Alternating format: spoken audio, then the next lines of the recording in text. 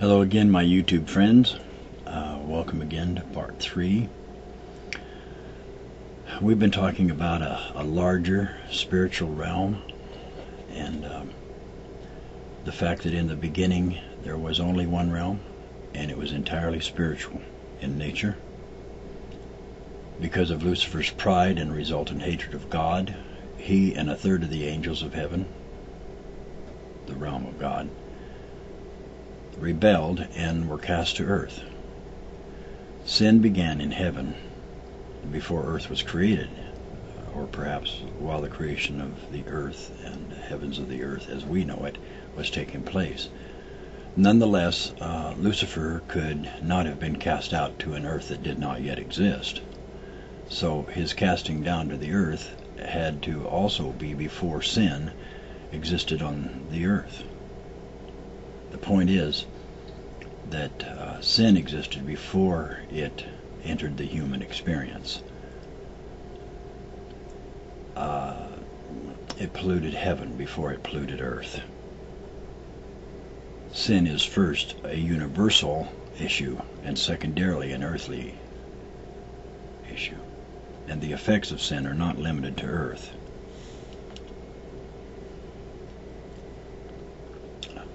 However, because there now exists another realm, a physical realm within the realm of God, it is as though God has apportioned a part of his realm to the intent of creating life that would be both spiritual and physical. The creation of man, or the sharing of his spirit with man, has not diminished the realm of God. Over both, he is still supreme.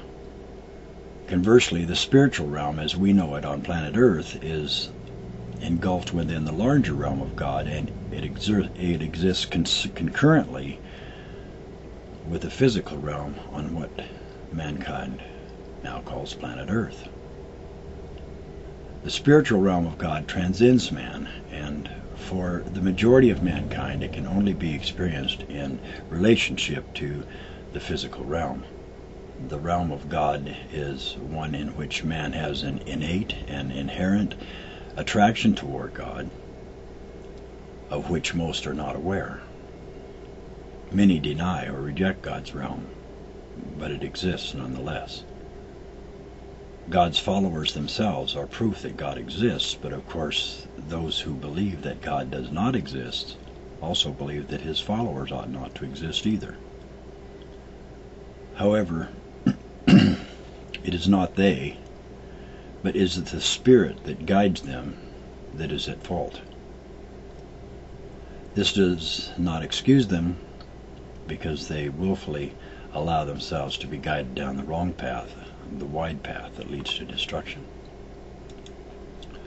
There have been many people over time who have had very strong and imaginative minds, who created their own reality. Such a person is Jacques Fresco and the Venus Project, which is better known now as the Zeitgeist movement. He, in association with Roxanne Meadows, have created an entirely different future that does away with any semblance of today's expanding culture. It is based in a forced conformity to a set of rules, without regard for the fact that the rules may violate the consciences of a majority of the masses. Stated on page 74 of the Observations and Responses Activist Orientation Guide, we find the following 2 paragraphs. There is no scientific evidence that really supports the notion that any of our behaviors are strictly the result of our genes. Those behaviors that people often attribute to instinct or human nature can almost always be tracked to environmental influences. The notion of human nature is largely mythological. It stems from primitive religious notions that the human being is either good or evil inherently. The pursuit of people who seek to find the gene or the like which causes a particular behavior is essentially a form of superstition. It is like a person being possessed by demons which control their behavior. The fact is, while neurochemicals and psychological traits set propensities for a person's reactions and social gravitation, it is the environment that really creates our values and behavior. There's no fixed, predetermined, natural human nature. Our values, methods, and actions are developed and derived from our experiences. Existential, for sure. But I have to agree with the very first statement regarding the fact that there's no scientific evidence that really supports the notion that any of our behaviors are strictly the result of our genes. Of course, there won't be any physical evidence that would prove this because our behaviors are in fact not strictly a result of our genes. As a second step in discussing the behaviors of mankind, Fresco explains that behaviors that people often attribute to instinct or human nature can almost always be tracked to environmental influences. Instead of attributing behavior to be the result of genes, he suggests that behavior is instead attributed to environmental influences. But this is not the point he's trying to make, nor the conclusion he draws in the next two sentences. Combining the thoughts of those two sentences, he says that the notion of human nature is largely mythological,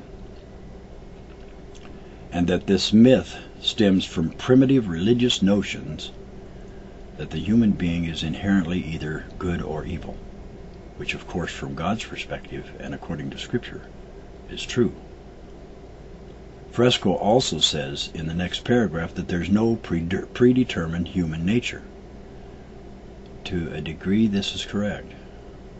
God does not predetermine which nature, evil or godly, a person manifests or receives, because the choice is based on free will and personal determination. For instance, Fresco chooses to not believe in God and determines for himself what his behavioral response to his environment should be. And I believe most Christians, choose to rely on God and His principles to determine our behavior.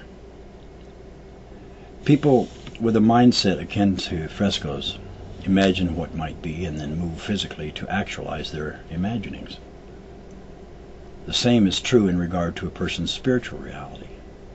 Those who subscribe to evolution, for instance, whose reality is limited only to that which can be proven scientifically, is willfully devoid of a knowledge that might exist outside their limited realm of reality. Those who subscribe to evolution, for instance, are also, at the same time, in a situation where their immense knowledge of worldly physics and laws of nature are often lauded and applauded by their peers, and that gives them a sense of prestige and honor that is not entirely deserved. By limiting themselves to a physical reality, they have in fact impoverished themselves and will one day realize that they know nothing of the root cause of the evils afflicting the world and its inhabitants, and they have no real answer regarding the ways things are progressing. Inherent in their thinking is the idea that everyone is going to get better, everything is going to improve, and a scientific solution to the world's ills will be found in science and technology. People such as this are deceived into thinking that man by his own efforts can save himself. Of course, if you eliminate the fact that God exists and there is no cosmic spiritual battle going on, then one would need to devise an answer that excludes all biblical propositions regarding prophecy and its fulfillment, in which subsequently they are playing an active part. The fool says in his heart there is no God. When people deny that God exists, they cut themselves off from gaining knowledge of Him and His power. Simply stated, they consider the only solution to be a non-solution. The stubborn little boy mentality afflicts them, and they say, I don't need your help. I can do it myself. This is the state of many people in the world today, even who follow Christ. They actually would rather do it themselves. But then again, they don't really recognize the power that's in the world. We'll discuss that a little bit more in our next video.